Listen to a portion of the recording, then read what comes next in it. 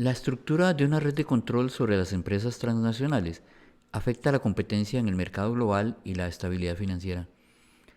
Hasta ahora, solo se habían estudiado pequeñas muestras a nivel nacional y no existía una metodología apropiada para evaluar este control globalmente.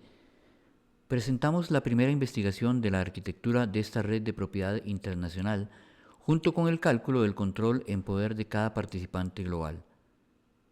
Encontramos que las corporaciones transnacionales forman una gigantesca estructura estilo nudo de corbata y que gran parte del control fluye hacia un pequeño núcleo muy unido de instituciones financieras.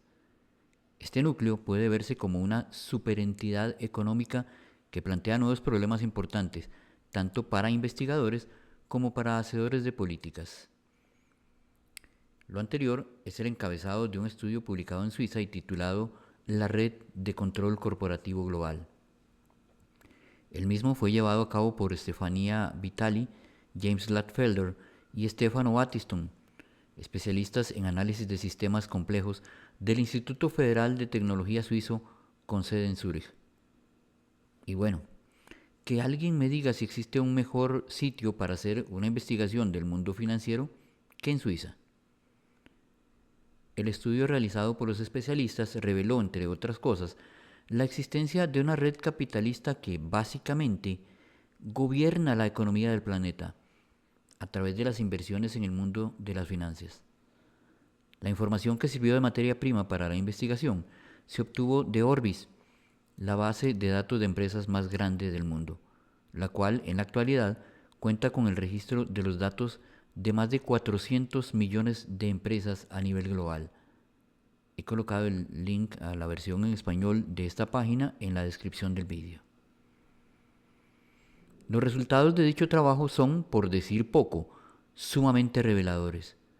A partir de los datos obtenidos de Orbis, estos tres teóricos en el estudio de sistemas complejos catalogaron unas 43.000 empresas y las acciones que las mismas han emitido para negociar en la bolsa de valores, para luego construir un modelo de cuáles empresas ejercían controles sobre otras, a través de redes de accionistas junto con los ingresos operativos de cada una de estas empresas, logrando así mapear la estructura del poder económico mundial que como consecuencia terminaron descubriendo.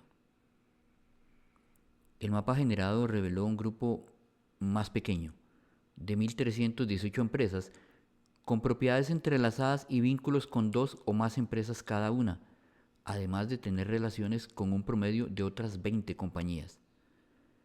Catalogadas por sus ingresos corporativos, es decir, a nivel individual, esas 1.318 compañías representaban el 20% de la economía global, cosa que ya de por sí es escandalosa. Pero si se toman en cuenta las relaciones que tenían con otras mediante las redes de accionistas mencionadas, el porcentaje realmente aumentaba de manera significativa. Representaban al 60% de la economía mundial. Desenmarañando un poco más la red, se descubrió que este grupo de empresas se remontaba a otro aún más reducido de 147 compañías, todavía más unidas entre ellas, las cuales controlaban el 40% de la riqueza total de la red.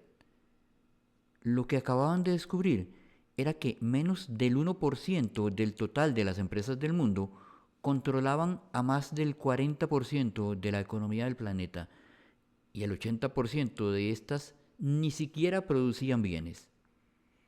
Eran empresas del mundo financiero.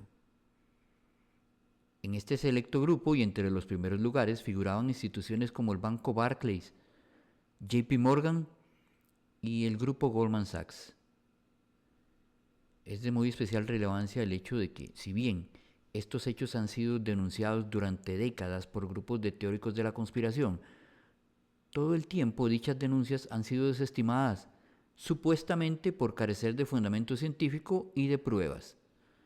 Pero en este caso los profesionales que realizaron el estudio están absolutamente distanciados de pertenecer a este tipo de grupos. Al respecto, uno de los autores del estudio, James Gladfelder, afirmó lo siguiente en una entrevista. Dijo, la realidad es tan compleja que debemos alejarnos de los dogmas, ya sean teorías de conspiración o de libre mercado. Nuestro análisis se basa en la realidad. En resumen, con las herramientas adecuadas, en este caso la teoría de los sistemas complejos, no solo es posible identificar una red mundial de empresas que ejercen control sobre las acciones de la inmensa mayoría de las demás compañías importantes y que cotizan en las bolsas a nivel global, sino que además es posible identificar a las personas o grupos de personas que se encuentran detrás de estas poderosas corporaciones. Pero es que la idea de un reducido número de personas poderosas que han sido capaces de hacerse con el dominio de la economía de todo el planeta es una de las sospechas más diseminadas entre los grupos conspiracionistas a lo largo de ya mucho tiempo, muy especialmente a partir de la segunda mitad del siglo XX y lo que llevamos del actual.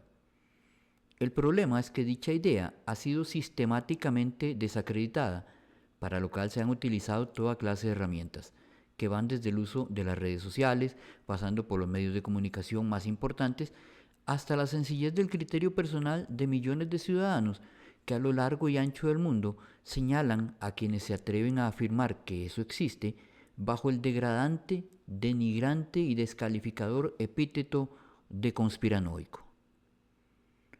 Lo que sucede en el caso del estudio que estamos citando es que no es una afirmación conspiranoica. Es un estudio realizado utilizando evidencias concretas, tomadas de bases de datos específicas y oficiales, y muy bien detalladas que arrojaron informaciones, las cuales, finalmente, han sido interpretadas por verdaderos profesionales en el ramo del análisis de los sistemas complejos. En resumidas cuentas, nuestra primera evidencia en este recorrido es científica y se encuentra muy bien documentada. No yo, sino 3 profesionales del más alto nivel se atrevieron a afirmar con fundamentos y mucha seguridad que encontraron lo siguiente. Esto aparece en las conclusiones del estudio. Dice así: solo 737 titulares principales acumulan el 80% del control sobre el valor de todas las empresas transnacionales. Los actores mejor clasificados tienen un control 10 veces más grande de lo que cabría esperar en función de su riqueza. Es decir, que el pavoroso poder que tienen estos personajes ni siquiera lo tienen a causa de su trepidante capacidad financiera, que de por sí es inmensa, sino por otros motivos, motivos que más adelante estaremos dedicando tiempo para analizar. En este punto vale la pena aclarar que la identidad de esos 737 actores no fue señalada con nombres de personas en el estudio, pero sí enumeran las 50 corporaciones más poderosas en un ranking que podría no ser tan sorpresivo para muchos. Como se puede observar en la columna de la derecha del cuadro, el acumulado de estas 50 empresas representa casi un 40% del control sobre la red de las compañías transnacionales a nivel global. Claramente un poder económico pavoroso en manos de los propietarios principales de estas 50 compañías. El informe de este trabajo de investigación desenmascara a una influyente nueva clase financiera que hasta entonces se había soslayado detrás de la incapacidad del resto del mundo para verla. Sí, es una nueva clase social y financiera, una verdadera aristocracia no basada en la política, sino en el poder económico. Y si bien los investigadores no enumeran nombres ni apellidos, la identificaron como una superentidad económica. Valga la oportunidad para decir de antemano que con el paso del tiempo en nuestros videos nosotros sí pretendemos señalar nombres y apellidos.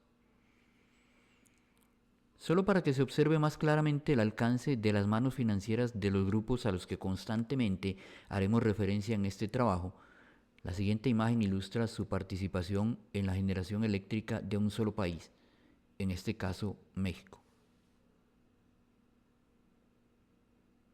En el centro de toda la red y concentrando el mayor porcentaje de los beneficios accionarios, encontramos a los grupos más poderosos, mismos de los que, repito, aún queda muchísimo por exponer.